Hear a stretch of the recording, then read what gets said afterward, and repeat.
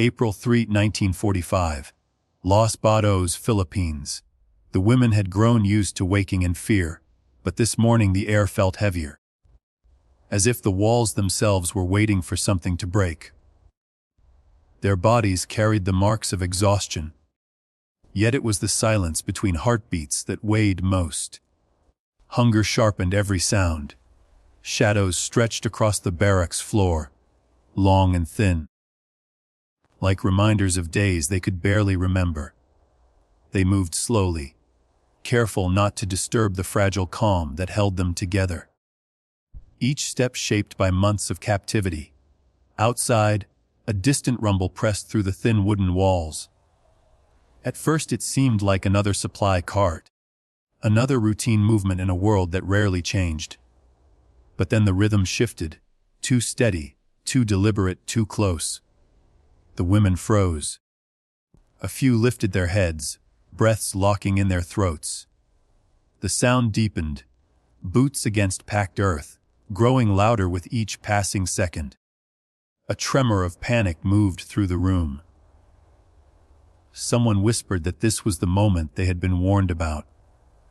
Someone else whispered nothing at all, unable to speak through the tightening in her chest.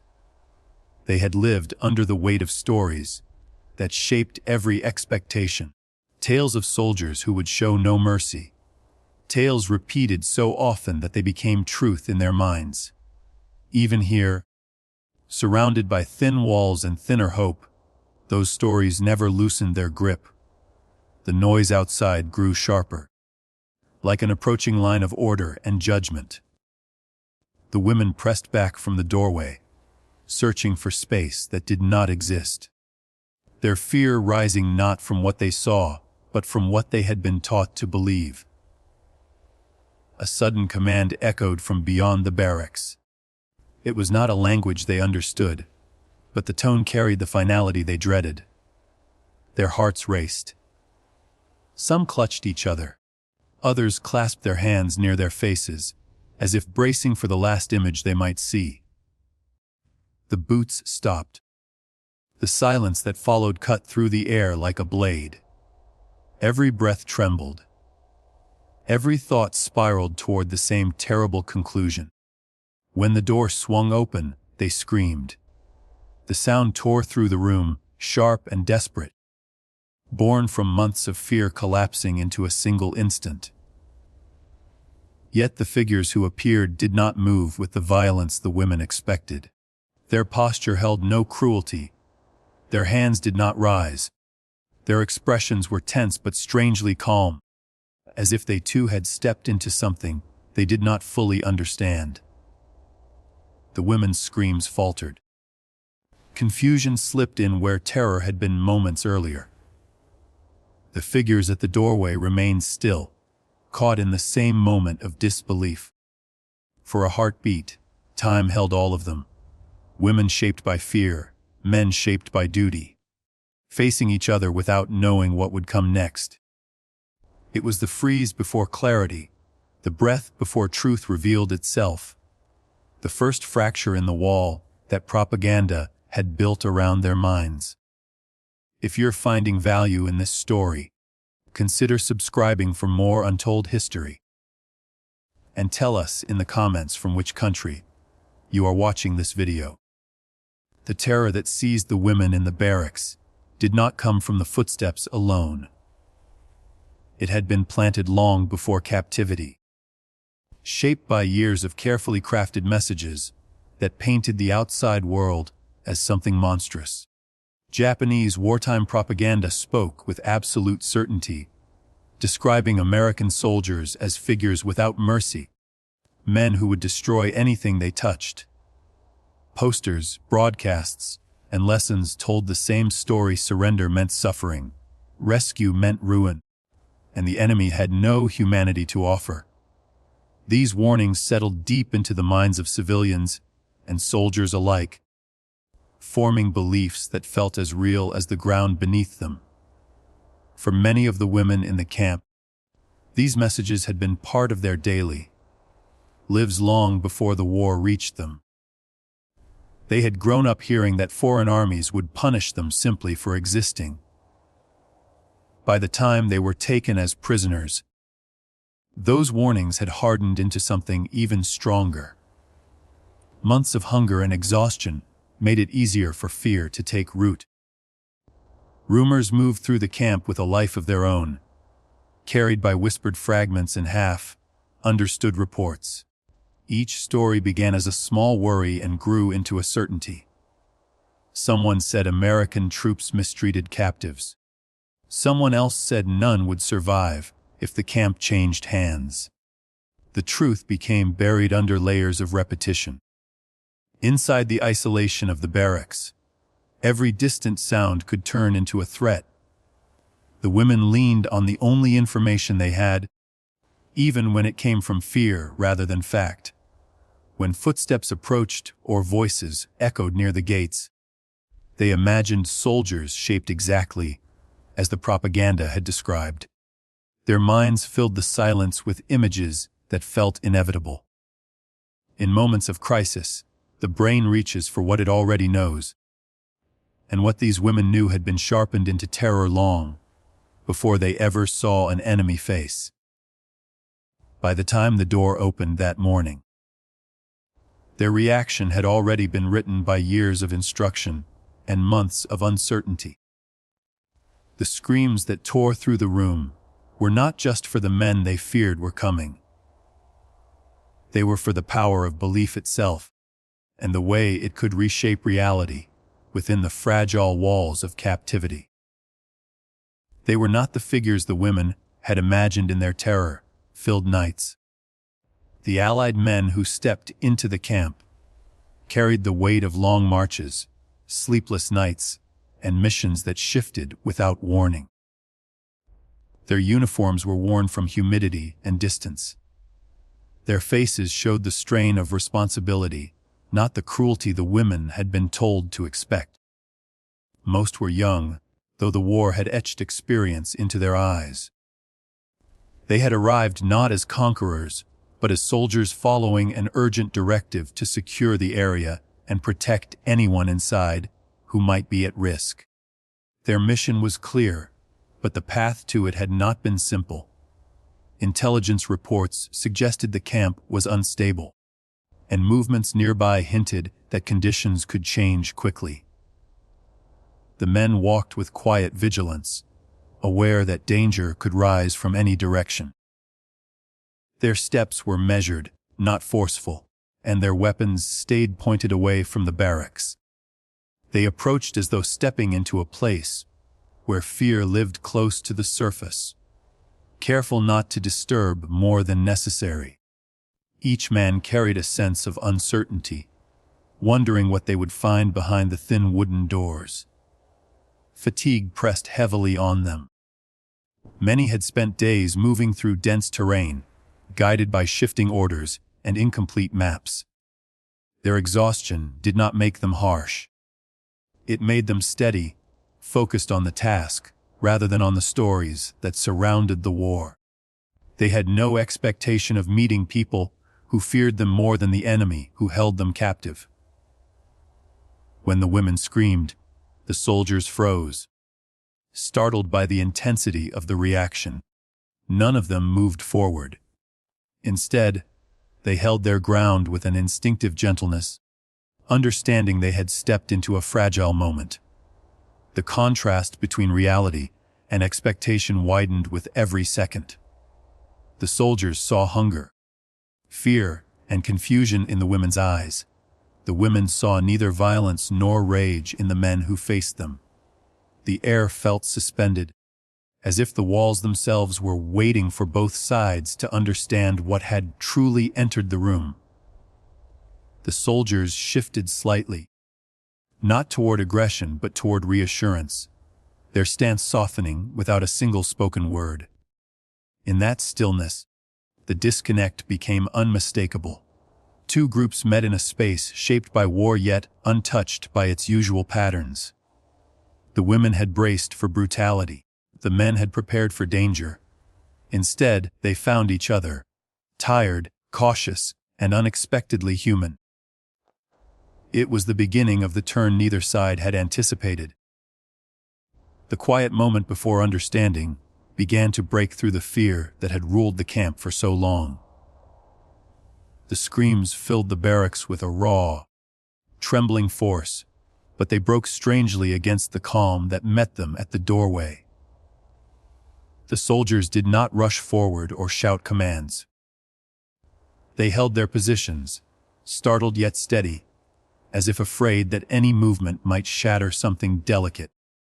Their stillness spread through the room like an unexpected shield, slowing the panic that had erupted only seconds before. The women's voices wavered, rising and falling in uneven waves, unsure whether to continue or to listen. The first shift came not from words, but from absence. The absence of aggression, the absence of the threat they had braced themselves to face. No rifles lifted toward them. No boots crashed forward. The men's expressions carried concern rather than anger. Their hands, even the ones near their weapons, remained controlled and low. The women saw this slowly, through tears and shaking breath, as if their minds had to peel away layers of fear before the truth could reach them. One woman near the front lowered her hands first. Her eyes, wide from the scream she had not finished, searched the face of the nearest soldier. He did not look away. He met her gaze with a quiet, almost hesitant steadiness, as though he understood the depth of what she feared. His shoulders softened, the tension easing just enough to show he was not there to harm her. The woman's breath caught. A small, fragile realization flickered through her expression, breaking the grip of terror that had held her since dawn. Her change did not go unnoticed. Others, still pressed against the walls or clutching each other, saw the moment her fear shifted into something else. Confusion, disbelief, a faint thread of relief she did not yet trust. They followed her gaze back to the soldiers and found no signs of brutality. Instead, they found tired men watching them with uncertain compassion. As though unsure how to cross the distance that fear had built between them. The emotional shift moved across the room like a slow, invisible wave. Screams fell into sobs, then into scattered breaths, then into silence. The barracks, moments earlier filled with terror, grew still enough for the dust in the air to seem louder than any voice. The soldiers remained motionless, giving the women space to understand what had changed. The women stood trembling, the collapse of their fear leaving them hollow but awake in a new way. In that quiet, the truth settled in. They were not facing execution. They were facing men who did not match the stories that had ruled their lives. The moment held both shock and relief. Suspended between everything they had believed and everything they were seeing for the first time. The silence that followed the collapse of fear did not last long. One of the soldiers stepped forward with measured care, holding out a metal canteen as if offering something fragile rather than water. His movements were slow, almost tentative, shaped by the awareness that every gesture mattered. The nearest woman stared at the canteen, as though it were something she had never seen before. Her hands trembled when she reached for it, and the soldier released it gently, allowing her to hold control of the moment. She lifted it to her lips, drinking in small, uncertain sips, the cool water washing away more than thirst. Another soldier placed a folded blanket on the floor, nudging it forward so the women could approach without feeling cornered. A medic knelt a short distance away, opening a small kit and laying out bandages with quiet precision. He did not call attention to himself. He waited, understanding that trust could not be rushed. Slowly, a woman with a limp moved toward him. She hesitated, but the medic simply nodded, inviting her to sit without a single word. He cleaned a wound on her ankle with gentle hands, and she watched him with the careful curiosity of someone seeing kindness where she had expected harm. Confusion lingered, but it no longer came from fear. It came from the contradiction unfolding in front of them. For years they had been told that these men would treat them with cruelty. Yet here they were, offering water, warmth, and medical care without demand or threat. The women exchanged glances, searching each other's faces for confirmation that they were truly seeing what they thought they saw. Their shoulders softened, their breathing steadied. Small movements replaced rigid fear. One woman touched the edge of the blanket, feeling its weight. Another held her bandaged ankle, as though surprised by the absence of pain. A third looked at the soldier who had given her water, meeting his eyes not with panic, but with a faint, cautious gratitude.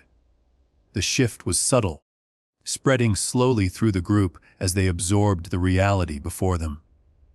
Their defenses, built by years of propaganda and reinforced by months of suffering, began to loosen in the presence of these quiet gestures. The soldiers noticed the change but did not press it. They continued offering help in steady, unobtrusive ways, guiding a woman to sit, passing another a second canteen, giving space when it seemed needed. There was no dramatic declaration, no sudden transformation. Instead, there was a gradual softening, the kind that grows from seeing humanity where one expected only danger. By the time the sun rose higher outside the barracks, the fear that had once ruled the room no longer held the same power. In its place rested something more fragile, but far more true, the first threads of trust, woven not by words, but by the quiet kindness of men who had come not to harm them, but to help them stand again in a world that had frightened them for far too long. The calm that settled over the barracks carried a different kind of weight, one that did not come from fear, but from the slow realization that everything they had believed stood on unsteady ground. As the women sat with blankets draped over their shoulders and water, easing the tightness in their throats, their thoughts drifted back to the years of warnings that had shaped their understanding of the world. The images they had been taught to fear did not match the men who now moved quietly through the camp, tending wounds and offering help without hesitation. The contrast pressed heavily on their hearts. In that stillness, the first threads of guilt emerged. They felt it not because they had screamed or recoiled, but because the foundation of their fear had come from voices they had trusted, teachers, broadcasts, leaders who insisted that the enemy would destroy them. Those messages had seemed absolute, repeated until they became truth. Now, confronted with acts that challenged every part of that narrative, the women found themselves questioning not just the propaganda, but the years they had lived beneath its shadow. The realization sat deep, creating a heaviness more complex than fear. Relief, once overwhelming, faded into a quiet fatigue. Their bodies sagged under the release of tension they had carried for months. Each breath felt both easier and more burdened, as if their minds struggled to keep pace with the sudden shift in understanding. They watched the soldiers with new eyes, seeing not faceless threats, but men marked by their own exhaustion and uncertainty. Some had lines of worry carved into their faces. Others moved with the careful patience of people who understood how fragile the moment was. A woman near the back traced her fingers along the edge of her blanket, feeling its texture as though testing the reality of the kindness offered to her. Another sat with her hands clasped, staring at the medic who had cleaned her wound, her expression caught somewhere between gratitude and disbelief. These were small actions, but they marked the beginning of something deeper. Recognition that humanity existed on both sides of the war, even when the world insisted otherwise. No anger rose in them, and no blame took hold. Instead, there was a sense of quiet reckoning, an acknowledgement that fear had been shaped by forces far beyond their control. Now, in the presence of men who contradicted every story they had been told, they faced the difficult truth that their beliefs had been built not on experience, but on the designs of others. It was a sobering realization, one that settled in the room with a calm as heavy as the morning heat. The longer the women watched the soldiers move through the camp, the clearer their understanding became. These men carried themselves with a discipline that felt nothing like the harsh authority they had expected. Their steps were deliberate but never forceful, their voices calm even when giving instructions to one another. Every action reflected a restraint shaped by training and by an awareness that fear still lingered in the room. The women noticed how the soldiers positioned themselves, never blocking exits, never standing too close, always giving space where it was needed. It was a quiet form of respect, expressed without ceremony or words. As the moments unfolded, the women began to compare this behavior with the warnings that had once defined their beliefs. Their own captors had spoken of the Allied forces with absolute certainty, describing them as wild and brutal. Yet the men before them showed none of that. Instead, they offered careful assistance and steady reassurance, demonstrating a level of care that contradicted everything the women had been taught. The contrast grew sharper with each passing minute, revealing how deeply they had been misled. Subtle acts of kindness continued to draw their attention. One soldier refilled canteens without being asked.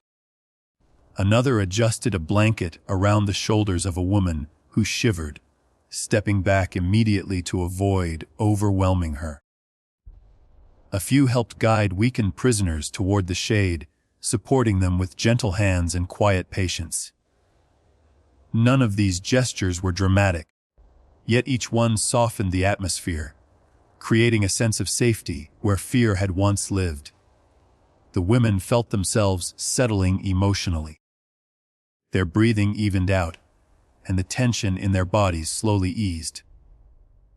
Though they did not yet feel free from caution, the sharp edge of fear had dulled into something far more manageable.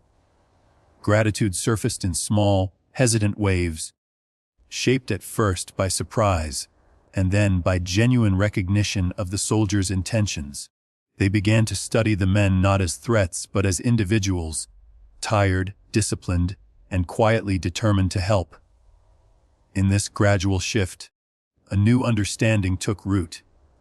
The soldiers were not symbols of danger, nor were they flawless heroes. They were human beings navigating the same uncertain war, carrying their own burdens while choosing to act with restraint and care. The women felt no need to idealize them, only to acknowledge the truth taking shape before them. Trust could begin, not because the past had vanished, but because present reality offered something steadier and more honest than the stories that once ruled their fears. Fear did not leave their bodies simply because the danger had passed. In the days that followed, the women moved through recovery with the uneven steps of people learning to live without constant threat. Their physical rehabilitation began slowly. Some struggled to stand for more than a few minutes, their muscles weakened by months of deprivation. Others needed careful guidance as medics treated lingering injuries, working with steady hands and quiet patience. The process was deliberate, shaped by the understanding that healing could not be rushed. Emotionally, the toll was just as deep. Relief had opened a space that fear once filled, but that space carried its own weight. The women felt exhaustion settle into their bones, the kind that comes only after surviving something that had stretched them to their limits. They spent long moments sitting in silence, letting their minds catch up to the new reality. At times, memories of the panic they had endured surfaced without warning, reminding them how quickly fear could take hold.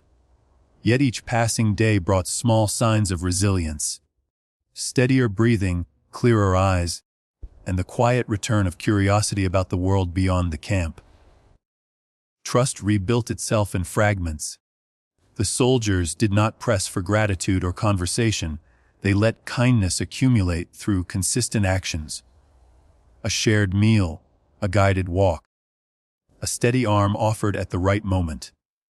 These gestures helped the women understand that compassion existed even in a landscape shaped by war. Over time, their interactions grew more open, marked by soft nods and tentative smiles. The change was not sudden, but it was unmistakable. History recorded similar scenes in other rescues across the Pacific and Europe, where prisoners emerged from captivity, shaped by fear and uncertainty.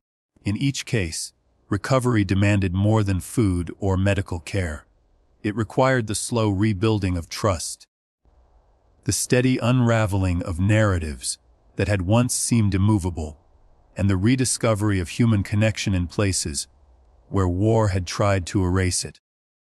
The women of Los Baños carried that same truth. Fear had left its mark, but it had not taken their capacity to heal. Fear in wartime has a way of reshaping the world into something unrecognizable. It narrows vision, amplifies shadows, and turns rumors into unbreakable truths.